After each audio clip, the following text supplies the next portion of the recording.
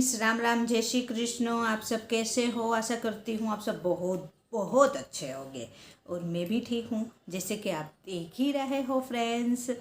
और आज मैं जिस पे रिएक्शन दूंगी फ्रेंड्स, वो हमारे इंडिया के और एक दिग्गज और एक बहुत बड़े लेजेंड फ्रेंड्स। तो उसका नाम है सम्राट पृथ्वीराज चौहान। तो नाम ही काफ़ी है फ्रेंड्स। और इस वीडियो का टाइटल है सम्राट पृथ्वीराज चौहान का सच्चा इतिहास भाग 1। अच्छा, ये भाग 1 है तो भाग 2 भी होगा, यानी भाग 2 पे भी हम वीडियो बनाएंगे फ्रेंड्स। जब जानेंगे तो हम पूरा जानेंगे ना हमारे लेजेंड का इतिहास फ्रेंड्स। और ये जिस चैनल का वीडियो है उस चैनल का नाम है फ्रेंड डिमांडिंग पंडित। तो ओरिजिनल वीडियो का लिंक मैं डिस्क्रिप्शन में दे दूंगी फ्रेंड। ओरिजिनल वीडियो को देखो और चैनल को क्या करना है, सब्सक्राइब करना है। मेरा भी चैनल सब्सक्राइब करना है और वीडियो को पूरा देखना है फ्रेंड्स। लाइक करो और कमेंट्स भी करो। कमेंट्स नहीं करते हो, कमेंट्स भी करो फ्रेंड्स। और इस वीडियो पे सजेशन आया है, इस वीडियो पे रिएक्शन देने का सजेशन आया है फ्रेंड्स प्रतीक सिंह जी की तरफ से फ्रेंड्स। तो प्रतीक जी, आपको थैंक यू सजेशन भेजने के लिए फ्रेंड्स। तो आइए पहले देख लेते हैं हम ये वीडियो, उसके बाद हम बात करते हैं। 1 2 3 स्टार्ट। आज से 1000 साल पहले 11वीं सदी का आरंभ होने को था। तब भारत कई कई टुकड़ों में विभाजित हो चुका था। भारत के अलग अलग हिस्सों पर नए नए ताकतवर राज्यों का उदय हुआ। भारत के पश्चिम में अजमेर पर चौहानों की हुकूमत थी। अच्छा। तो गुजरात में चालुक्यों की। अच्छा। जेजाक भुक्ति परमारों के नियंत्रण में, तो वहीं कन्नौज पर राजा जयचंद का दबदबा कायम हो चुका था। पर दिल्ली का सिंहासन एक वीर योद्धा की खोज में सूना पड़ा था। सोने की चिड़िया भारत पर अफगान और तुर्क के कई लुटेरे गिद्ध दृष्टि डाले हिंद को लूटने की फिराक में रहते थे। वे तो बस मौका मिलते ही भारत पर हमला कर लूटपाट मारकाट मचाकर भाग जाते। इन्हीं भयानक परिस्थितियों में दिन महीने साल और ऋतुएं बदलती गई। तभी हिंद पर लहराते संकटों के बादलों के बीच एक दिन अचानक मौसम ने करवट बदली। चांदनी रात की तेज आंधियों के बीच आज चौहान साम्राज्य की राजमाता कर्पूरी देवी ने एक पुत्र को जना था। बालक का मजबूत बदन, चमकदार त्वचा और रौद्र रूप धारण किए आंखों को देख माता ने बच्चे को पिता सोमेश्वर चौहान को पकड़ाया। तभी पंडितों ने बालक के हाथ को देख घोषणा की कि ये बालक हिंद की संपूर्ण धरा को मापेगा। ऐसा कोई इलाका नहीं होगा जहां ये अपनी तलवार नहीं लहराएगा। सूर्यवंश की कोख से जना ये शेर अखंड भारत का चक्रवर्ती सम्राट बन दिल्ली में अपनी तलवार को विराम देगा। गर्व से आंखों को चौड़ा कर पिता सोमेश्वर ने पूछा, हे गुरुदेव, इस आर्य कुल के दीपक का नाम क्या होगा? राजगुरु का जवाब था पृथ्वीराज। वाह भाई वाह। राज कंवर पृथ्वीराज चौहान।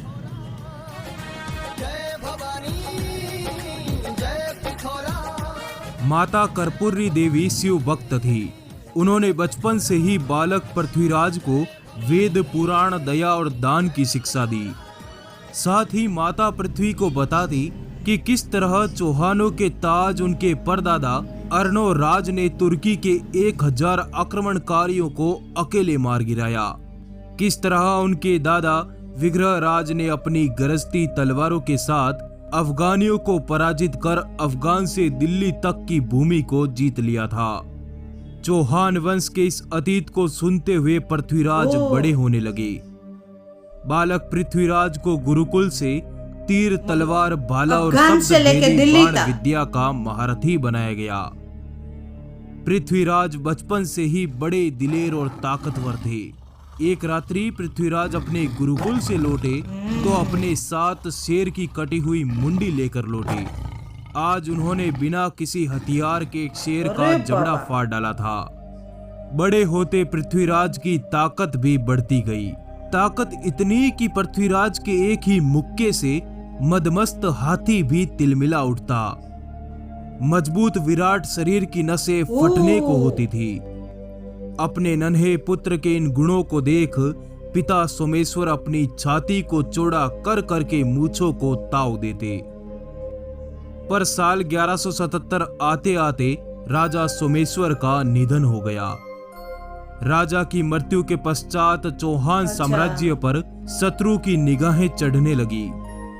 रिश्तेदार, सामंत और सीमांत राज्य सभी अजमेर की सत्ता पाने के लिए लार टपकाने लगे। दुश्मनों की इन काली नजरों को देख माता कर्पूरी देवी ने मात्र 11 साल के नन्हे पृथ्वीराज को गोद में उठाया और सिंहासन पर चढ़कर पृथ्वीराज का अजमेर की राज गद्दी पर रक्त से अभिषेक कर दिया। पर एक स्त्री के हाथों में राज सत्ता को देख राज्य अजमेर के सामंतों ने विद्रोह करके खुद को स्वतंत्र घोषित करना शुरू कर दिया। इन्हीं संकट की परिस्थितियों में पृथ्वीराज भी अब बड़े होने लगे। उनको राज्य, युद्ध और शत्रु की पहचान होने लगी। इसी वक्त पृथ्वीराज ने चौहान साम्राज्य की खानदानी तलवार को धारण कर खुद को एक स्वतंत्र राजा घोषित कर दिया और तुरंत सभी गद्दार सामंत और सरदारों के खिलाफ युद्ध का बिगुल फूंक दिया। कौन है ये महावीर जिसे दुनिया ने हिंदू सुल्तान राय पिथौरा के नाम से नवाजा?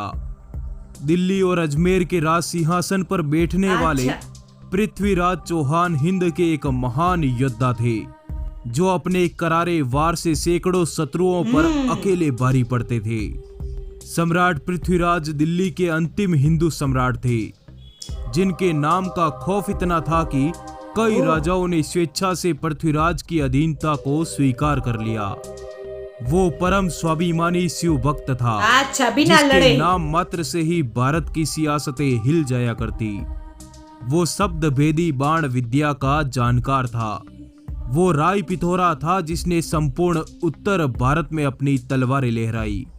पृथ्वीराज की धाक इतनी जबरदस्त थी कि कई शत्रु तो युद्ध में मात्र उनका नाम सुनकर ही मैदान छोड़ दिया करते।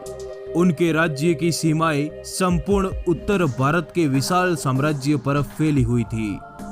उनकी नीति यह थी कि धर्म की जयकार हो, अधर्म का विनाश हो, शत्रु पर दया हो और शिव को सत्कार हो।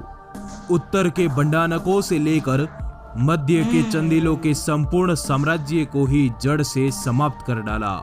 मोहम्मद गोरी को 17 बार पराजित करने के बाद भी न तो उसके राज्य पर कब्जा किया और न ही उसकी गर्दन उड़ाई।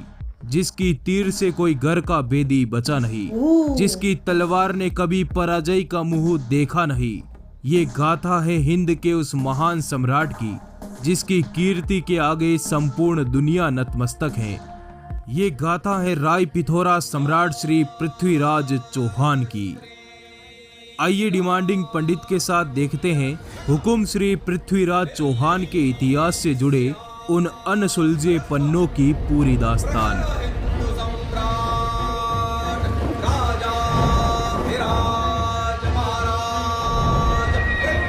छह भाषा और वेद पुराणों के ज्ञाता सम्राट पृथ्वीराज ने साल 1178 में अजमेर की राजगद्दी संभाली।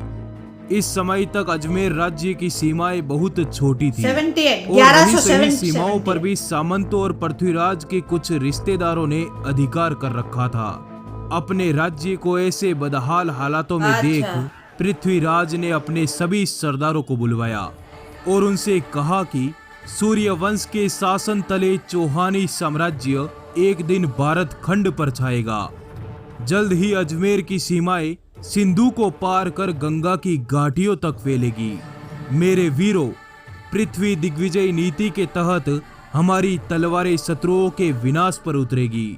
सूर्य का प्रकोप बन हम द्रोहियों की विशाल सत्ताओं से टकराएंगे। तैयार हो जाइए।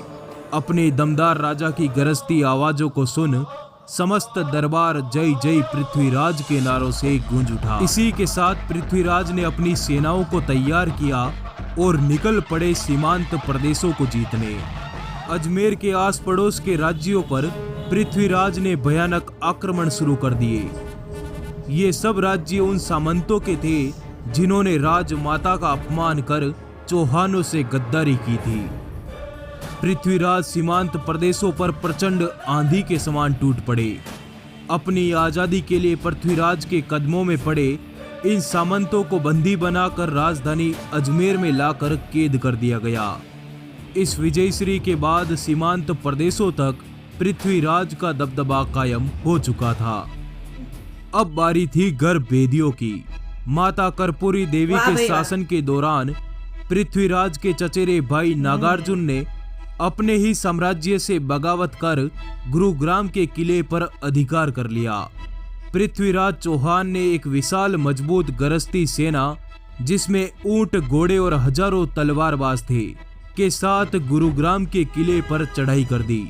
पृथ्वीराज के आने की खबर सुन नागार्जुन युद्ध का मैदान छोड़कर दक्षिण की तरफ भाग निकला, पर उसके सेनापति देवभट्ट ने पृथ्वीराज को युद्ध के लिए ललकारा, परंतु पृथ्वीराज के तलवारबाजों ने मात्र 3 घंटों में ही सब कुछ तहस नहस कर डाला। नागार्जुन की मां और पत्नी को सम्मान के साथ अजमेर भेज दिया गया, पर नागार्जुन के सेनापतियों और सैनिकों की गर्दनों को काट दिया गया।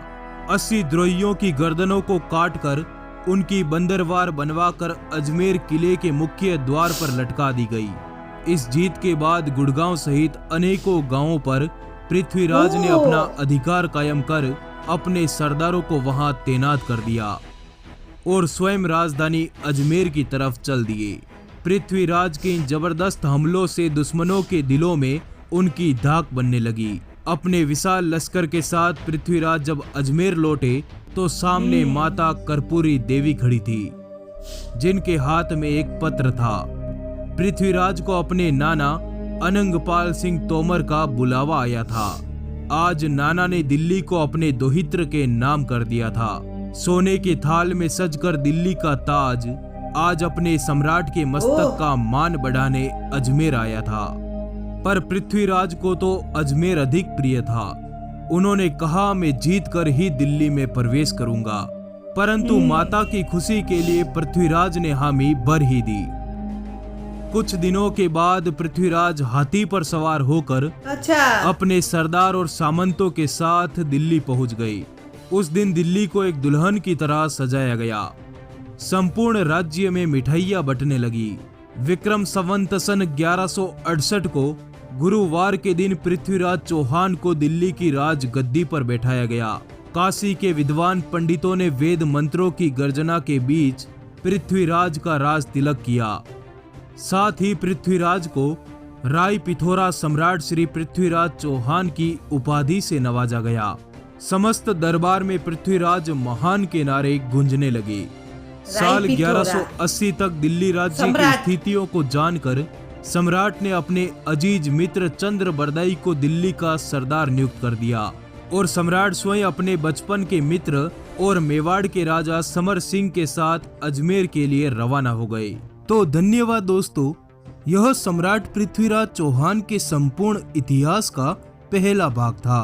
अगर आप इस वीडियो का अगला भाग देखना चाहते हैं तो कमेंट बॉक्स में जरूर बताइएगा। इस वीडियो को लाइक जरूर करें, अपने दोस्तों के साथ शेयर करना न भूलें।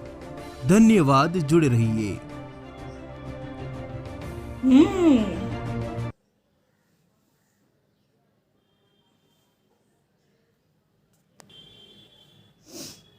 हाँ फ्रेंड्स, तो इस वीडियो को लाइक, शेयर और सब्सक्राइब जरूर करें फ्रेंड्स, और शेयर तो ज़रूर करें। शेयर तो करना ही चाहिए। ऐसे वीडियो को मतलब ज़रूर शेयर करना चाहिए। सब तक ऐसे वीडियो हमारे पहुंचने ही चाहिए।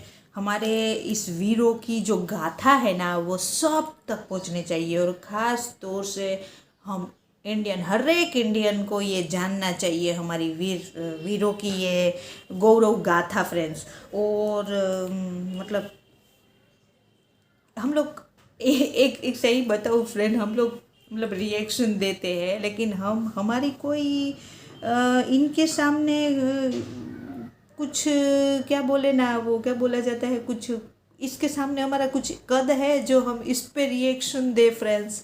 ऐसे लेजेंड पे हम रिएक्शन दे फ्रेंड्स। न तो इतनी बड़ी हमको इतनी बड़ी न ताकत है, न हमें समझ है फ्रेंड्स कि ऐसे लेजेंडों पे हम फ्रेंड्स रिएक्शन दे। बस इसको तो हम इसकी जो गौरव है ना, वो हम सिर्फ फील कर सकते हैं। वीडियो देखते देखते फ्रेंड्स मेरी आंख में आंसू आंसू आ गए, मतलब प्राउडनेस के आंसू थे फ्रेंड्स ये। अब जब आपको मतलब कुछ मतलब बोलना नहीं आए कि ऐसे लेजेंडों पे हम क्या बोले फ्रेंड्स, तो फिर बस उसकी जो गौरव गाथा है ना, वो सुन के फील करो। और उस फील में जो आंसू आए ना फ्रेंड्स, प्राउड के, वो फीलिंग ही अलग होगी फ्रेंड्स। और पृथ्वीराज चौहान के फ्रेंड्स, एक बात मैंने वीडियो पे रिएक्शन देते देते फ्रेंड, पहले भी छत्रपति शिवाजी महाराज पे मैंने वीडियो पे रिएक्शन दिया है, और आज हमारे सम्राट पृथ्वीराज चौहान पे मैंने वीडियो पे रिएक्शन दिया फ्रेंड्स। तो हाँ फ्रेंड्स, तो जो ये मतलब हमारे सम्राट पृथ्वीराज चौहान थे फ्रेंड्स, उसके भी इस वीडियो में बताया कि उसके भी जो गुरु थे वो उसका मतलब कर्पूरी देवी ना, वो उसकी माता श्री ही थी, उसकी जो गुरु थी फ्रेंड्स। और हमारे जो छत्रपति शिवाजी महाराज थे उसके भी जो गुरुजी थी वो ये अपने जीजाबाई देवी ही थे फ्रेंड्स।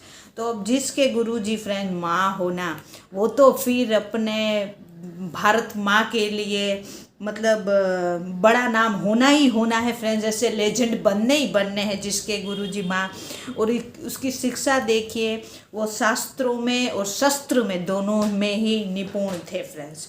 और मतलब शुरू से ही अब हमारे भारत में जो दिल्ली की गद्दी है वो काफ़ी महत्वपूर्ण मानी जाती है। तो फ्रेंड्स, तो ये जो हमारे सम्राट पृथ्वीराज चौहान है, उसने मतलब दिल्ली की गद्दी पे राज किया था फ्रेंड्स। इस वीडियो में जिस हिसाब से बताया गया फ्रेंड्स, और हम भी पृथ्वीराज बिना सम्राट लगाए नहीं, सम्राट पृथ्वीराज चौहान का फ्रेंड्स मैं भी इतिहास जानती हूँ। लेकिन अब जब ये सुनते हैं, ये तो पढ़ने में भी आता है फ्रेंड्स, और अब जब ये सुनते हैं ना तो और ताज़ा हो जाता है, और मतलब इतना प्राउड महसूस होता है ना फ्रेंड्स कि मैं तो कुछ नहीं बोल पाती ना, तो फिर मेरे आँख से आंसू बहने लगते हैं। और जो हमारे लेजेंड हो गए ना फ्रेंड्स, वो लेजेंड सब है ना फ्रेंड्स, हमारे उगते सूरज है, सूरज के समान, जिसकी रोशनी सदियों तक मतलब ऐसी ही प्रज्वलित रहेगी फ्रेंड्स। सूर्य वो और जो है फ्रेंड्स, तो ये उगते सूरज के समान है, क्योंकि जब ये लेजेंड हुए हैं ना फ्रेंड्स, उससे पहले हमारी भारत माता काफ़ी तकलीफ में थी। हमारी धरती, ये जो बाहर के लोग आए थे ना, ये अफगानी लोग और ये मुग़ल, और इसमें सब बताए गए वो बाहर के लोग, जब हमारे भारत माँ पे आक्रमण किया है ना फ्रेंड्स, तब ऐसे ही ये उगते सूरज मतलब निकले हैं हमारे लेजेंड फ्रेंड्स।